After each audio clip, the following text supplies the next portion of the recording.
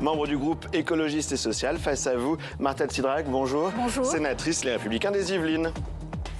Et on parlera de la bataille budgétaire qui se poursuit à l'Assemblée nationale. La taxation des hauts revenus donne lieu à des débats nourris, chacun défendant ses convictions pied à pied. Le compte à rebours est lancé, le budget doit être adopté avant le 31 décembre. Et l'un des temps forts au Sénat cette semaine, c'était l'audition du ministre du Travail, Jean-Pierre Farandou. Il est revenu notamment sur le coût de la suspension de la réforme des retraites, une suspension que refuse la majorité de droite et du centre au Sénat.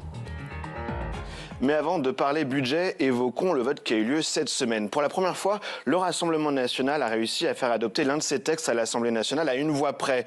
Une proposition de résolution pour dénoncer l'accord de 1968 qui accorde un statut particulier aux ressortissants algériens en France. Écoutez, après ce vote, la réaction de Cyrielle Châtelain, présidente du groupe écologiste à l'Assemblée nationale. Où est Gabriel Attal? Où sont les députés macronistes?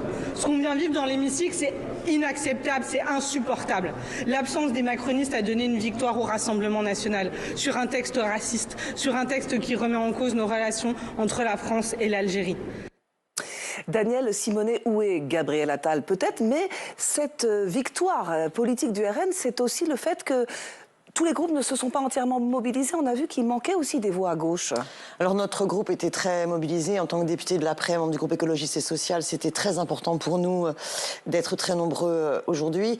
Et il faut reconnaître que c'est surtout dans les rangs de Gabriel Attal où là, plus des 2/3 des parlementaires étaient absents. Et c'est extrêmement grave parce que c'est un texte très symbolique qui permet finalement au Rassemblement national, à l'extrême droite, d'avoir sa revanche en tant que nostalgique de l'OAS, sa revanche sur l'histoire, sur un texte raciste qui vise à stigmatiser nos compatriotes franco-algériens. Enfin, je veux dire, c'est extrêmement problématique. Il a manqué une voix. Il est passé à une voix près. Et vous avez finalement un texte qui a été finalement soutenu à la fois par LR, qui a été soutenu par Horizon d'Édouard Philippe, oui, et une abstention massive. Et donc par ceux qui, au contraire, se sont présentés aux élections dans le cadre d'un barrage républicain et qui viennent de le trahir.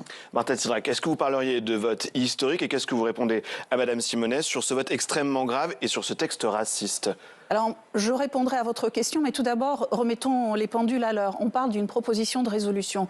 Qu'est-ce qu'une proposition de résolution? Parce que je pense qu'il faut expliquer à vos auditeurs véritablement quelle est la portée d'une proposition de... Ce n'est pas un texte de loi, ce n'est pas un texte législatif. Ça veut simplement dire que l'expression nationale, aujourd'hui, à travers le vote qui a été le vôtre hier... Donc c'est pas contraignant pour l'exécutif? Ce n'est pas du tout contraignant, mais ça veut dire... juridique, la force d'un projet de loi. Oui et non, j'ai envie de dire, il faut que l'exécutif entendre, parce que nous, en tant que parlementaires, nous nous exprimons aussi à travers cet outil qui est un outil utile et important, mais ça veut dire aussi entendez un message qui vous est envoyé par la représentation nationale pour que vous puissiez agir. Symboliquement, le message, il est là, sur un texte pareil. Mais je crois quand même qu'on en fait peut-être un petit peu trop, permettez-moi de le dire comme ça, dans le sens où on voit bien que lorsque l'on interroge les Français, y compris des gens de gauche, on vous dit, il faut quand même, à un moment donné, est-ce qu'il faut dénoncer, est-ce qu'il faut revoir, est-ce qu'il faut négocier tel que l'a exprimé Sébastien Lecornu? Je n'ai pas la réponse ce matin,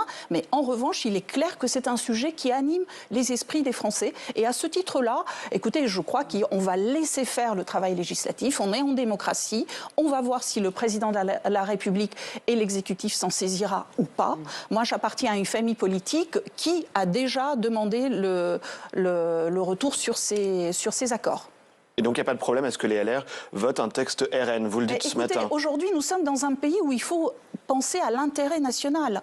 Et est-ce que dans notre stratégie et dans la diplomatie que l'on souhaite que notre pays porte, cette proposition de résolution va être utile ou pas? C'est ça la question à laquelle on répond. Je vous vois réagir, vous n'êtes pas non, très moi d'accord. je pense aux 5 millions de Franco-Algériens et je suis très inquiète en fait parce que ce type de texte qui, je vous l'accorde, a une portée symbolique, en fait c'est une pression sur le président de la République, c'est un texte revanche. C'est un texte revanche du parti de Jean-Marie Le Pen, qui était celui qui avait commis la torture en Algérie.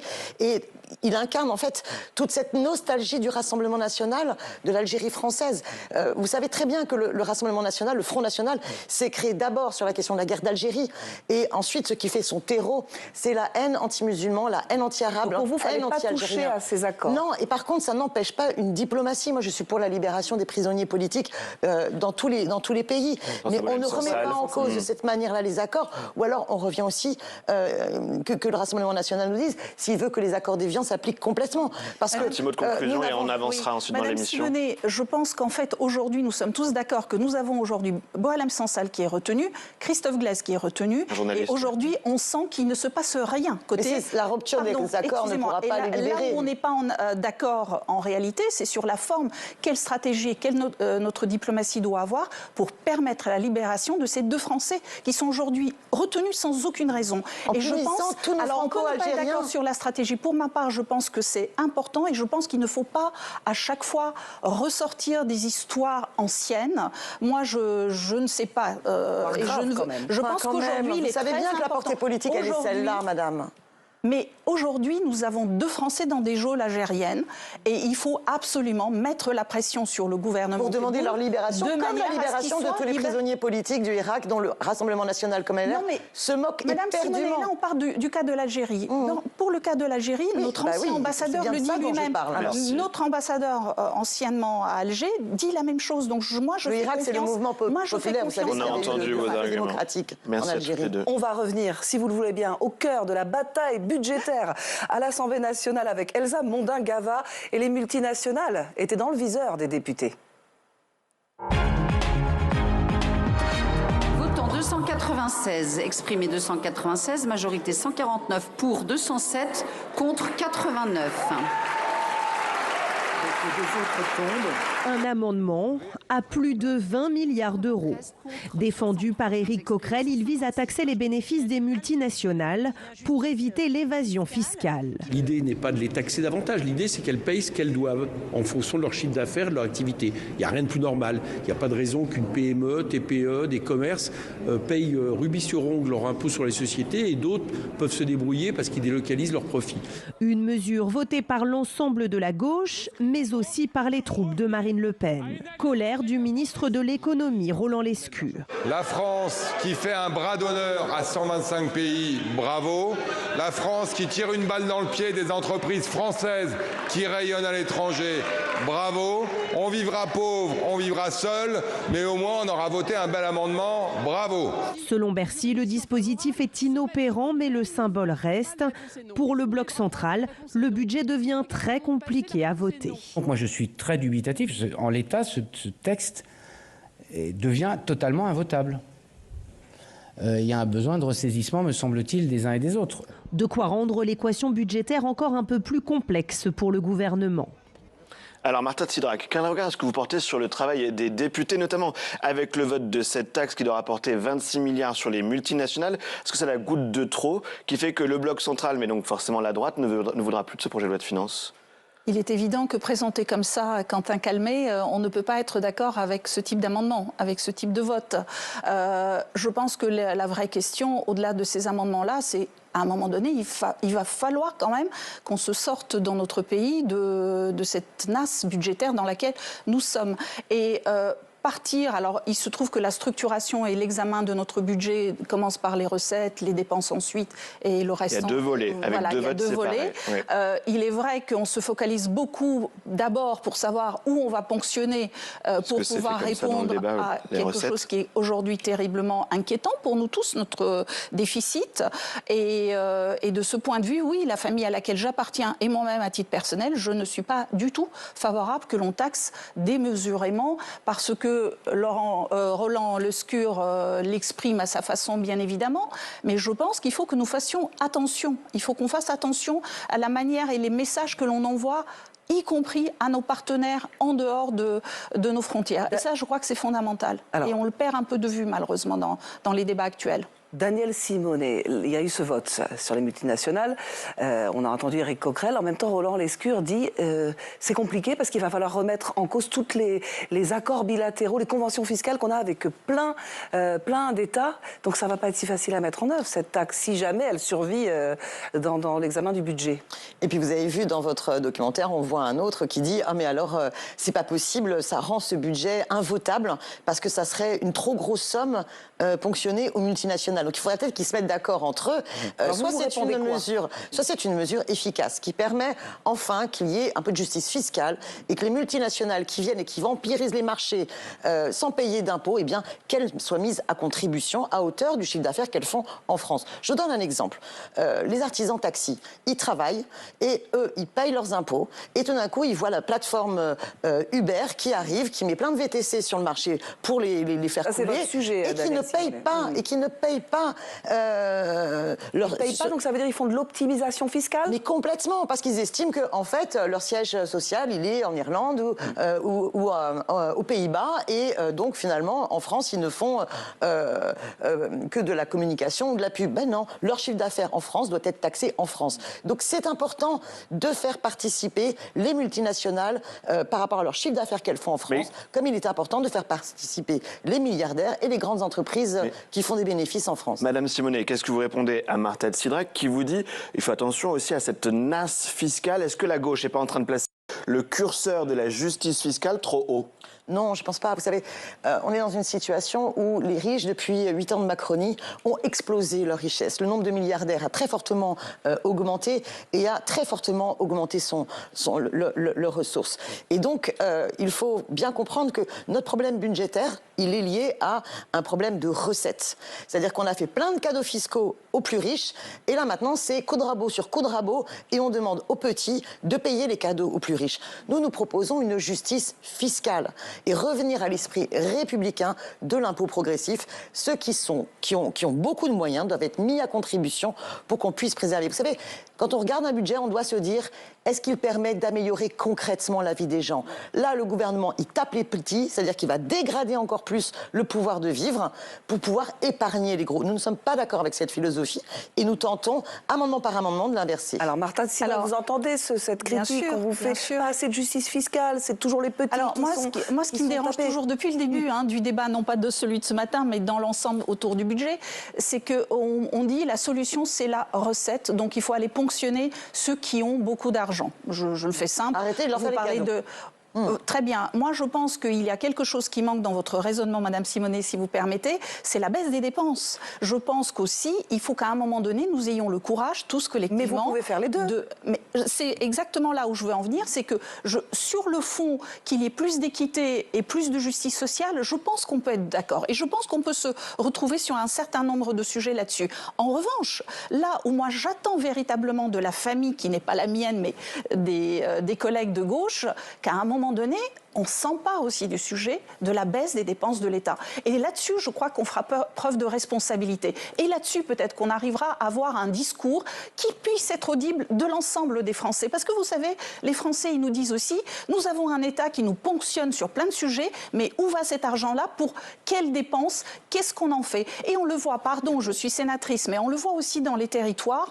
Nos élus n'en peuvent plus de cela aussi. Ils disent nous-mêmes, on est ponctionnés en tant que... des coupes dans les collectivités qui sont énormes. On est ponctionnés au niveau des collectivités sur un certain nombre de sujets. Je ne vais pas parler de la TGAP, mais c'est un bon exemple. On nous ponctionne sur certains, sur une taxe donnée. Je prends celle-ci en exemple. Mais en réalité, on ne sait pas du tout où ça va. C'est censé nous revenir pour nous aider à nous améliorer sur les volets écologiques qui, je sais, vous sont sensibles, Madame Simonet.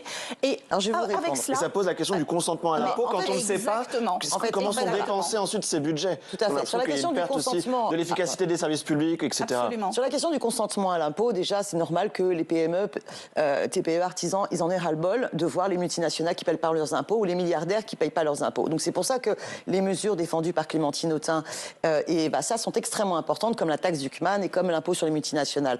Mais pour les économies, regardez, vous avez un rapport du Sénat excellent qui permet de montrer qu'il y a 211 milliards qui sont accordés aux entreprises sans conditions sociale sans condition environnementale. Alors on ne dit pas il faut supprimer ces 215 milliards d'euros. Non, mais on dit voilà, on va les conditionner. Et donc les entreprises qui, elles, par contre, font des profits, redistribuent des dividendes, elles n'ont pas à toucher de l'argent de l'État. Et là, il y a une économie très conséquente à faire pour bien mieux réorienter cet argent en fonction de l'intérêt général. Non, madame. Je termine.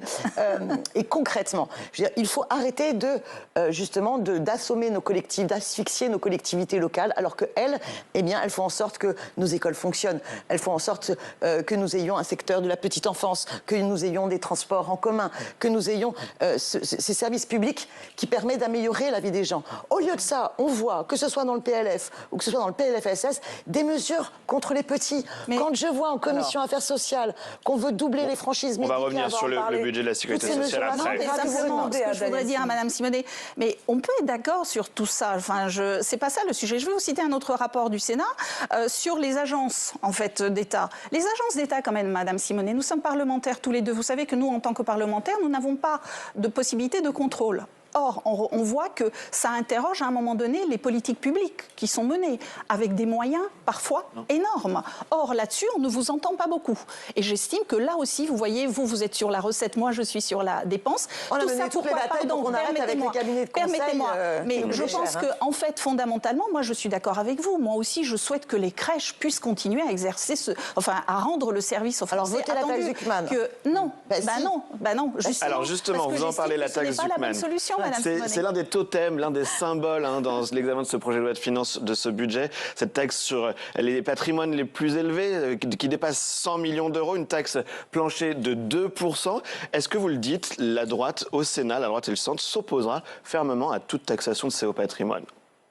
Oui, c'est fort probable. C'est fort probable que nous nous Même si c'est une version allégée qui enlèverait les biens professionnels? Je pense que, écoutez, on va voir quel sera le texte final qui en sortira. Alors, mais là, aujourd'hui, ce matin, dans l'état des propositions faites, oui, on ne pourra pas être d'accord en l'état. Alors justement, Daniel Simonet, on vote, les votes continuent. Alors on se parle, ça continue, ça va continuer demain. Mais au final, qu'est-ce qui va rester? Puisque on ne sait pas, il va y avoir une navette et vous devez voter rapidement. Vous avez 70 jours, le Parlement, pour vous prononcer. Est-ce que vous craignez que tout ça finisse dans une impasse budgétaire? En fait, il y a une promesse qui est de la part de Le Cornu qui est de dire, bon, on n'aura pas de 49.3. Et en même temps, on voit bien qu'ils sont prêts à rejeter ce que l'Assemblée vote. Sur cette question de taxe Zuckman, taxée de 2% les plus riches qui ont 100 millions de patrimoine, si elle est adoptée, est-ce que le gouvernement doit respecter ce vote? Or, il peut très bien dire, finalement, on a dépassé le temps, on fait traîner, et puis paf, le texte initial passe au Sénat, et on oublie tous les amendements. Ou bien alors, on se retrouve avec un texte qui passe au Sénat, vous avez ensuite un retour en commission mixte paritaire, on sait qui est majoritaire en commission mixte paritaire, et hop, les mesures portées par le nouveau... de se mettre d'accord sur un texte. Voilà, et on découvre finalement que les mesures arrachées par le nouveau Front populaire disparaissent. Vous savez, l'an dernier, on avait... sur la partie recette du budget, obtenu pas mal de victoires. Et résultat, c'est les macronistes qui avaient rejeté leur propre texte pour que ce soit l'initial, sans nos amendements qui passent au Sénat. Très rapidement, parce qu'on voudrait aller sur le projet de financement de la sécurité sociale, mais qu'est-ce que vous dites sur comment est-ce qu'on peut aboutir? Est-ce qu'il peut y avoir une sortie de cette impasse ou est-ce qu'on va vers des ordonnances? Alors, c'est possible. Au moment où nous parlons, c'est fort possible. On est aux ordonnances? Oui, je pense qu'à un moment donné, vous préparez à ça au Sénat? Il peut y avoir un blocage, en fait, effectivement. À un moment donné, on regarde. Ordonnance, c'est quand même... Oui, mais on va voir. Je vous dis sincèrement, il faut qu'on attende véritablement la dernière mouture qui nous arrivera, nous, au Sénat, pour que nous puissions en débattre. Mais c'est difficile aujourd'hui de vous donner un pronostic certain. Oui, on passe au deuxième thème dans cette émission et l'audition de Jean-Pierre Farandou au Sénat. Les parlementaires qui ont demandé à éclaircir le coût réel pour le budget d'une suspension de la réforme Borne de 2023. Voyez les enjeux autour de ce débat avec Fabien Ecker. La suspension de la réforme des retraites survivra-t-elle au débat budgétaire? Avant même d'être discutée dans les hémicycles, la mesure pose la question de son financement. Le principe qui a prévalu, mais là aussi on peut en débattre, c'est que les retraites payent les retraites. La proposition que nous faisons, c'est d'amplifier un mécanisme qui avait été accepté par les partenaires sociaux à l'occasion du conclave, qui est d'une sous-indexation. Désindexer les pensions de retraite de l'inflation, mais aussi mettre à contribution les mutuelles. Voilà les pistes du gouvernement pour financer cette suspension qui devrait coûter 100 millions d'euros en 2026, 1,4 milliard en 2027, selon le ministre du Travail. Le patron des sénateurs centristes dénonce un cadeau à la gauche mal financé. C'est les retraités eux-mêmes qui vont payer le différentiel. Je ne sais pas ce que sera la prochaine étape, si c'est les 32 heures ou le retour des retraites à 60 ans. Au point où on en est, il faut s'attendre à tout. Et la majorité sénatoriale de droite et du centre a déjà prévenu, elle rétablira la retraite à 64 ans lors de l'examen du budget de la sécurité sociale. Nous avons un pays qui vieillit comme le monde entier, et dans le monde entier, même dans les pays socialistes, on recule l'âge de départ à la retraite. Il faudra le faire, que ça plaise ou non. Mais les socialistes, eux, n'en démordent pas.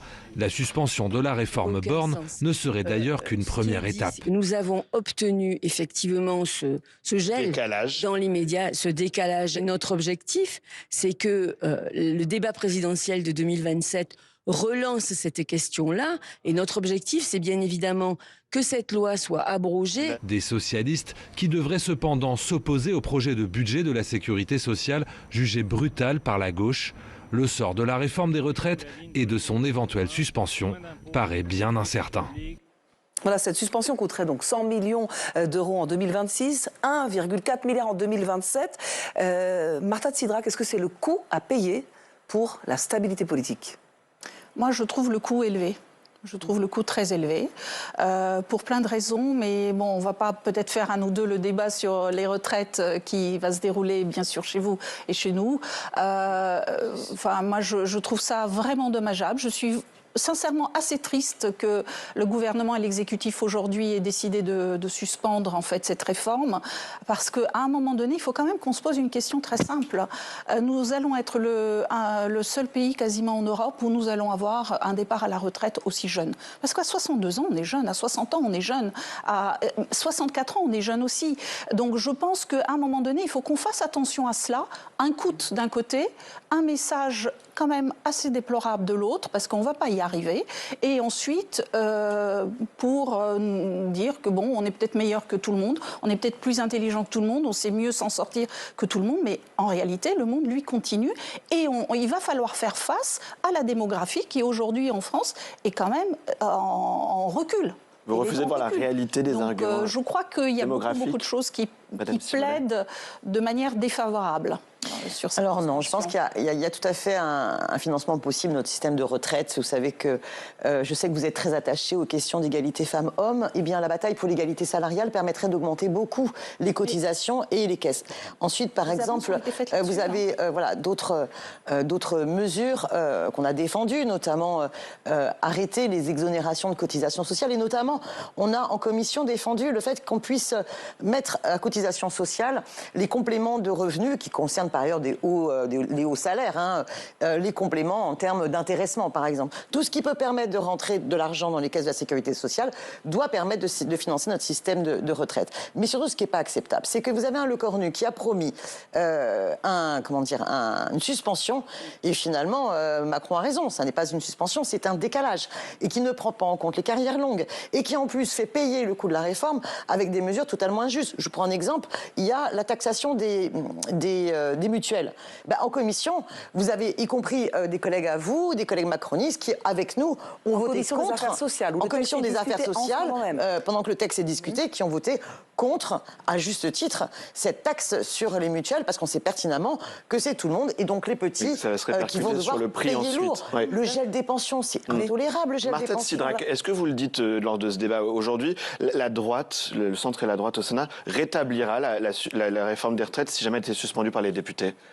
On va vers un bras de fer entre les deux chambres du Parlement? Je pense que ça sera compliqué, effectivement. Je crains que là-dessus, nous ne puissions pas trouver un accord entre nos deux chambres. Et après, de quelle façon cela va pencher, comment cela sera in fine résolu, je ne sais pas.